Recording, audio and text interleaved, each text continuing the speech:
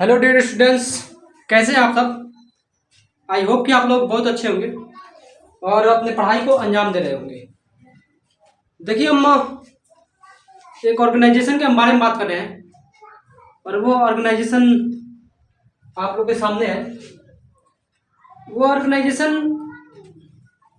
जो हमारे संस्कृति को बचा कर रखा हुआ है, हमारी शिक्षा को बचा कर रखा हुआ है, उस ऑर्गेनाइजेशन के हम बारे में बात कर रहे हैं। और ये हमारा ऑर्गेनाइजेशन का नाम है यूनेस्को। नाम है क्या? यूनेस्को। तो जो यूनेस्को है ना, यूनेस्को के बारे में हम चर्चा कर रहे हैं, ठीक है। यूनेस्को, ठीक है। इसका इंग्लिश नाम होता है ना, United Nations Educational Scientific and Cultural Organization. UNESCO का पूरा नाम क्या आता है?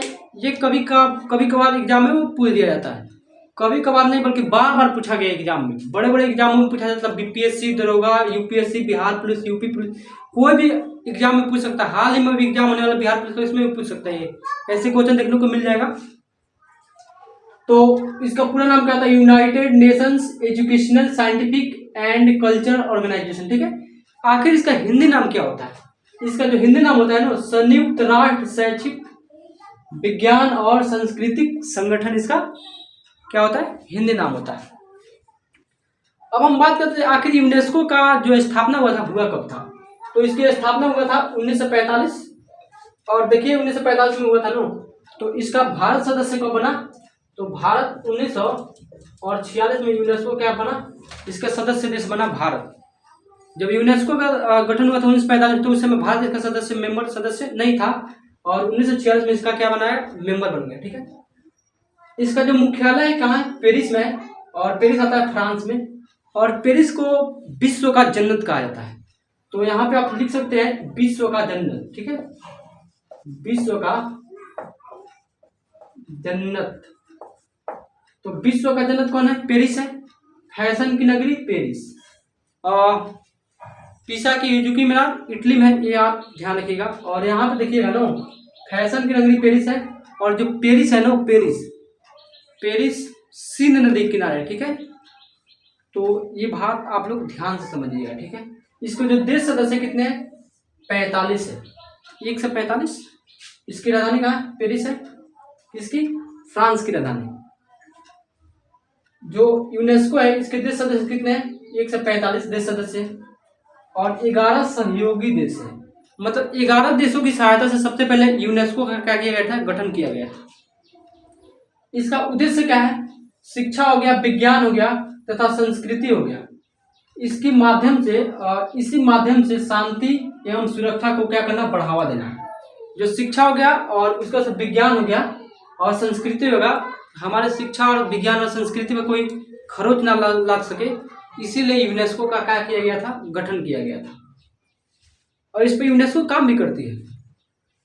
जो यूनेस्को है ना, इसका जो कार्य है, शिक्षा है, प्राकृतिक विज्ञान है, मानव विज्ञान है, संस्कृति है, सामाजिक है, उसे सूचना है, उसका संचार है। जैसे आपको सूचना और संचार में भी बढ़ावा देता है, संस्कृति चीजों को आपको बढ़ावा देता है, समाज पर बढ़ावा देता है।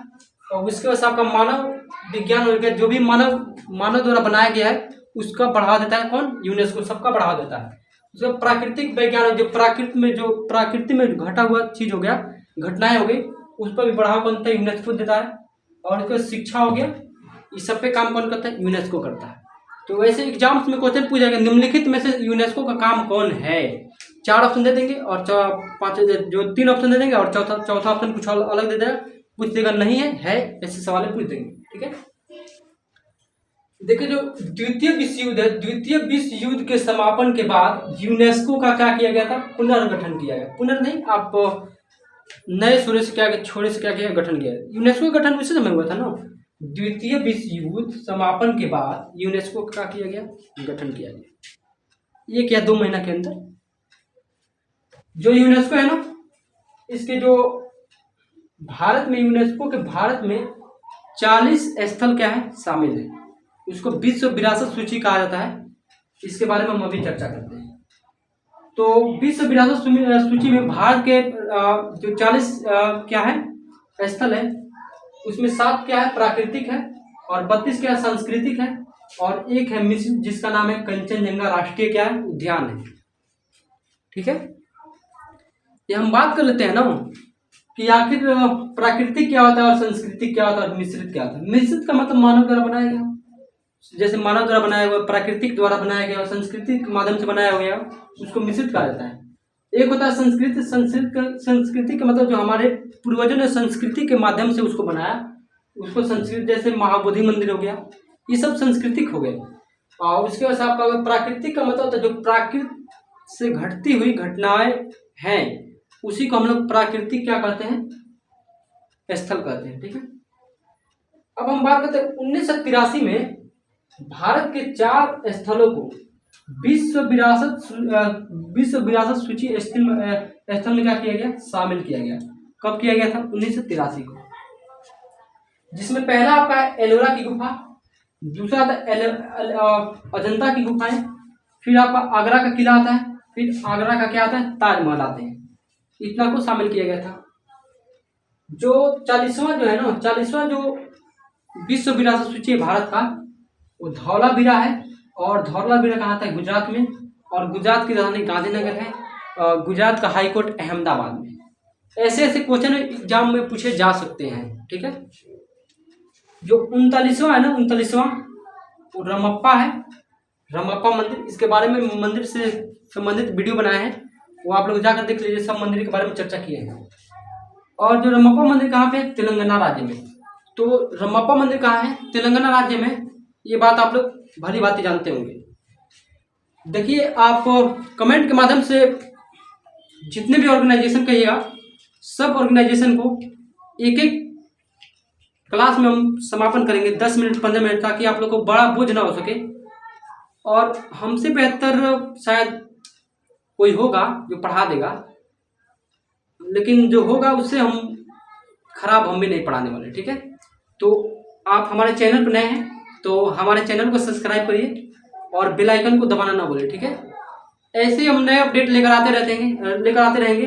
हाल ही में बिहार पुलिस का एग्जाम है, और कचहरी का एग्जाम है, सचिवालय का एग्जाम है, आने वाले दुर्गा का एग्जाम, हर एक एग्जाम में इससे सवाल आते हैं।